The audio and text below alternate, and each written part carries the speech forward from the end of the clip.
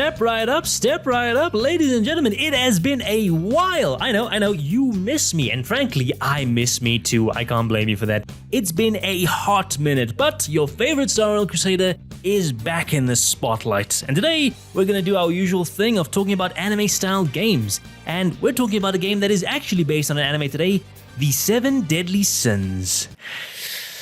Yeah, we're not off to a good start.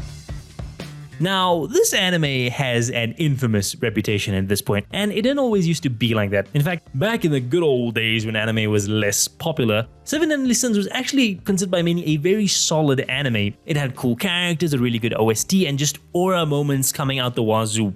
Sure, it wasn't perfect. I personally just didn't like the character designs, I didn't like the pervy anime humor that they had, and I definitely questioned a lot of the romances because, age gap. But still, I think a lot of the community actually liked 7 Deadly Sins, first and second season.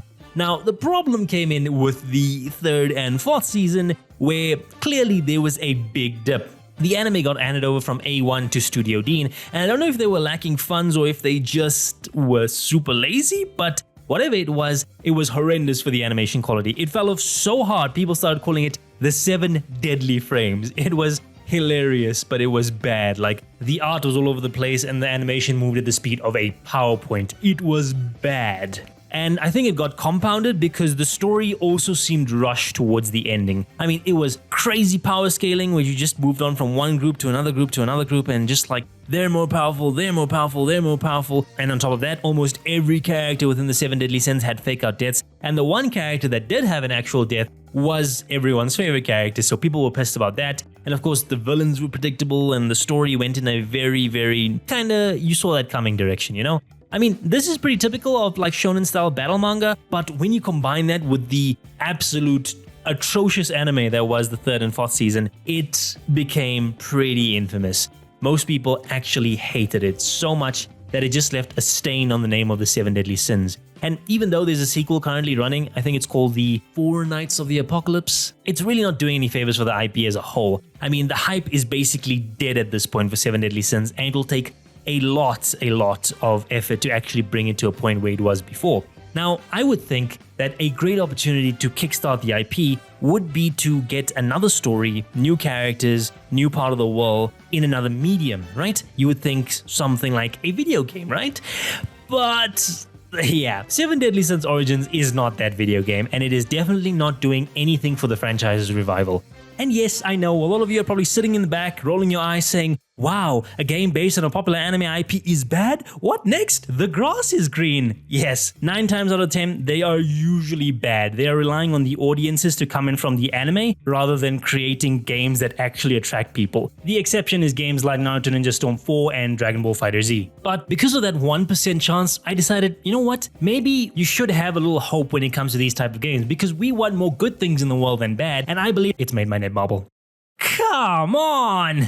So, Netmarble has a reputation, let's just say. It's not exactly that the games they make are bad per se. In fact, a lot of the time, they look pretty good. They look super polished, they look super exciting and big, and they're advertised everywhere. They give you free units and currency, and they do everything to get you hooked. But when you do actually get into the game itself, or at least this is the case for me, I feel like the games have no soul. And that becomes more apparent when 6 months later pass by and then they start doing their predatory practices. Massive power creep on the characters, huge content difficulty spikes, and they even add pay to win features when it comes to that difficulty. The reason they do this is because they realize rather than supporting a game long term and sticking with it, it would be easier to actually just milk it for what it is in the first 6 months when the hype is still real for that game. They try to get their money at launch with spending as little as possible in order to maximize profits. That's why you'll see them procure licenses and IPs for really popular franchises, announce 10 games for that franchise, and basically use the same assets again and again and again, putting in minimum effort for maximum profit. That's why a lot of people just avoid Netmarble games in general because they know that after 6 months this game is probably not going to be as friendly as it is right now.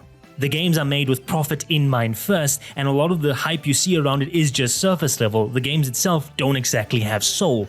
They're usually just borrowing elements from more popular gacha games, and that's the only enjoyment you're getting out of it, a second-hand version of a much better game. And this is where we find the 7 Deadly Sins Origins. It is a soulless Genshin Impact copy that is wearing the skin of the 7 Deadly Sins IP. And since I have nothing better to do myself, let's see just how badly the skin is hanging off this corpse of a game.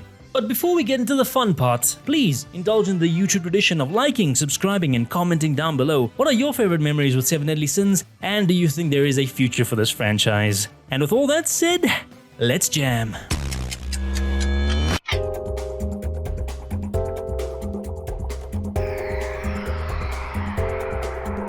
So when looking at an open world game, I think the first thing one has to consider is just how much you want to live in that open world, how much you want to inhabit it, because I think at the end of the day, that is the driving factor in exploring the world you want to explore. I explore Genshin because I really love the lore, I really love the combat puzzles, and I really love just how beautiful this world can be. It's so diverse and filled with culture. I really like a lot of what Genshin offers, but can the same be said for the 7 Deadly Sins? And unfortunately, I think that's not the case. This game feels very, very formulaic, and I think one of the big reasons for that is the original source material, the original manga, the original anime, was first and foremost a battle manga. It was a manga that ran for a relatively short time when compared to other shonens like Bleach or Naruto, and compared to them it was a generic fantasy in terms of setting, and the main focus here, again, was the fighting. So when it comes to actually exploring the world, there's not a lot of landmarks you'd want to see in the 7 Deadly Sins. I mean, the main landmark that I can think of at the top of my head is the roaming boar, the tavern that Meliodas has. I can't remember the name exactly, but you know what I'm talking about. That boar is the most iconic location in the 7 Deadly Sins,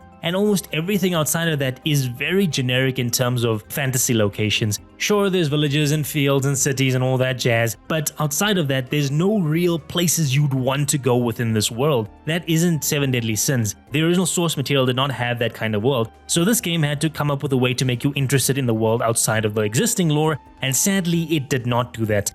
A lot of the world is see, don't touch. You can't interact with a lot of the buildings that you see in the city. The NPCs are pretty boring, they don't have any erratic behavior or random encounters with them that you can have on your journeys. And a lot of the environments just don't have that wow factor. In all my travels across this game, there's not once where I just looked over the horizon and said, you know what, I want to go in that direction, it looks really interesting. Like that's happened in Wua, that's happened in Genshin, that's happened in a ton of other open world games, but this just never happened in the 7 Deadly Sins, and the developers really make this world feel super static. It reminds me of a Ubisoft game where everything is static, and the only way you interact with the world is by doing a checklist, because this game is exactly like that. You go to viewpoints on a map, see all the little dot icons, and then just clear them one by one in checklist style. Hell, I think I might be underselling Ubisoft, because at least in Ubisoft games there are some iconic landmarks or some very cool environmental wonders. And again, here in 7 Deadly Sins, there are no iconic landmarks. Brittania just isn't that interesting of a world, and this game is not even attempting to make it that interesting. So at the end of the day, it ends up feeling very static because most of what you're doing is just this checklist. And even the most die-hard fans will get bored of it if you don't have an interesting world to explore. And that's why I think this game fails in terms of actually creating a compelling open world. Sure, there is some blame on the manga, but there's also blame on the game developers here for not making a world that's interesting enough to explore. The developers are not even interested in adding any notable landmarks or NPCs or monsters for you to go out and go seek. You're just giving us these surface level artistic sides of Brittania, but you're not giving us a way to interact with Brittania, and that's why I think it fundamentally fails at open world building. And for me personally, this problem of not wanting to explore the open world is compounded because of just how uninspired this world looks.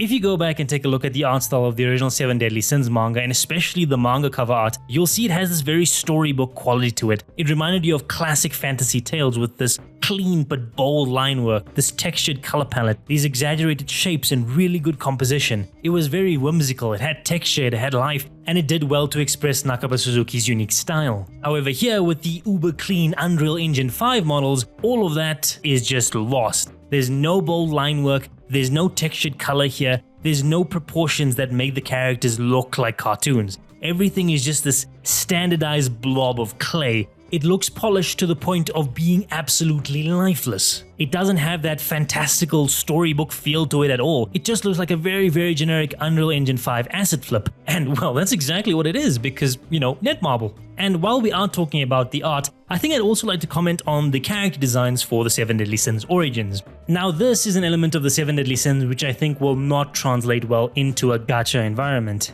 See, in the original manga, a lot of the character designs were, as we said, made in a way to have that storybook feel to it. They were drawn with clear lines, clear color palettes, and a silhouette that made them stick out. They were also made pretty lame because it served as sort of undercover towards their identities as the Sins, as well as subverting the audience expectations because people would expect cool designs from a group called the Seven Deadly Sins. And while that might have worked in the manga, this is a gacha game, and gacha games live and die by their character design. Those designs have to be very strong and extremely detailed, something that's clearly lacking in the Seven Deadly Sins origin. So the only way left for the developers to actually sell these characters is through the legacy that they have. So it's relying on the fact that people will pull for these characters because they like them from another medium, like the anime and the manga. However, this approach will not work for this specific IP. I mean, sure, if you tried Naruto or One Piece, you might have gotten away with it because they have a multitude of characters that you could pull from. However, the Seven Deadly Sins doesn't have that wide of a cast to pull from. I mean, literally the main pull of this game is the Seven Deadly Sins themselves. And after releasing the rest of the sins, I can't think of any other character that you would actually wish for. Sure, there's the 10 Commandments and the Angels, but those characters were villains. You want to pull for heroes, and the Seven Deadly Sins are it. Ban and Escanor, and I'm done with my account. So what can the game do? And usually the answer is make your own characters, create characters that you'd want to wish for. However, they are failing at that. All of the designs I've seen so far are completely lame, and in terms of personality, these characters have none. Like, how do you make Tristan such a boring vanilla character? He is the son of Meliodas, one of the coolest shonen protagonists back when the show was good. Okay, I can ask the same question of Boruto, but that's besides the point, alright? Tristan is boring. Tristan is super boring. He is the most milquetoast vanilla protagonist you can ask for. He goes along with everything, he has no motivations, and he has no drive. He is white bread incarnate. I think maybe the Elizabeth genes are affecting him. He's going from one place to another and doesn't have a lot of agency himself. He just follows the Book of Stars because the Book of Stars tells him to go somewhere. He doesn't have that aura or mysteriousness that Meliodas had. He just feels so lame compared to his father. And yeah, the story that he's put in is just compounding this. I mentioned the Book of Stars earlier, but that is one of the worst gimmicks you can put into your story. It is a multiverse MacGuffin that basically justifies why characters from the past that should be dead or characters from the future that aren't born yet are in the story. And honestly, I hate it. Timeline, multiverse setup things always end up bad. They are the crutch for bad writers. They're low stakes, they result in messy writing, and they honestly feel lazy. Like, can't you find better ways to introduce characters back into the story? Can't you write around it? No, we're just going to time travel them from their specific period, and when they go back, it doesn't matter if they mess with their timeline, because that's a different multiverse. So much for stakes, I guess, huh? And thus we come full circle. If the story is lame and doesn't make sense, why do we even care about the characters? And why do we care about pulling them? And of course, as mentioned before, the only reason you would pull for them is because of nostalgia, and this game can only rely on that 7 times. And I think I'm going to end it here. I'm not going to go too deep on these gameplay mechanics because honestly, I care just as much as Netbobble about this game, which is not at all. So what are my closing thoughts? Well, it feels like an Netmarble game. It's a cash grab. It's minimal effort that's just relying on the IP name, the brand recognition. Honestly, it's milking the cow before it's dead. The Seven Deadly Sins anime left a pretty big mark on this IP. Sure, the author is busy with the sequel story, and a lot of people are saying that the 4 Knights of the Apocalypse is pretty good, but the reputation damage the anime did for the wider community of the Seven Deadly Sins was catastrophic. It is very hard to come back from that sort of bad impression, and this feels like the IP right holders know that. The trailers mentioned 55 million fans for the Seven Deadly Sins, but I doubt even a quarter of them are still around, and whoever's still around has to put up with this game. A game that was basically made to exploit your nostalgia of the series. Milk whatever cash they can before apathy sets in and people completely forget about the Seven Deadly Sins.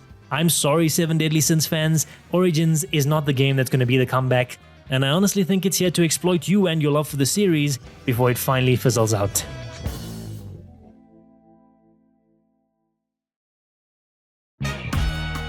And that is a wrap on this video. Thank you so much, my dear viewer, for watching this far. Like and share since you have made it this far, and comment down below. What do you think about the Seven Deadly Sins? What do you think about Origins? Or am I just over-exaggerating? Well, I don't think I'm over-exaggerating. Netmarble games are usually pretty lazy, but that won't stop me from covering the next Netmarble game, which is Mongol Stardive. I probably expect a lot of similar thoughts to what I have now. It'll be a genuine surprise if I actually end up liking that game. It looks I mean, all Netmarble games look exciting when you first see them. And then you see the Netmarble logo pop up and then you realize, shit, I know exactly what's gonna happen. It's happened to Marvel and Solo Leveling and Seven Deadly Sins and a lot of other popular IP. So that's currently what I'm feeling with Mongol Stardive. It's going to be exactly like that. I don't know if I'm gonna cover it here. I usually do play gacha games in the background. I don't cover everything on my channel. But you know what? I decided since I am a YouTuber, I have to share more of my thoughts. So hopefully this year is going to be a bit different, right? I'm going to be more active. I'm not going to take that long on scripts. Talk to you guys more. Share my thoughts on more anime and gacha games and just make more videos. Be more creative. Be more active. This is going to be the year of the starward Crusader. We're going to hit 10k subs and all that jazz, you know? I mean, a man can dream. A man can dream. Here's to a good rest of the year. And with all that said, may your journey lead you ever starward.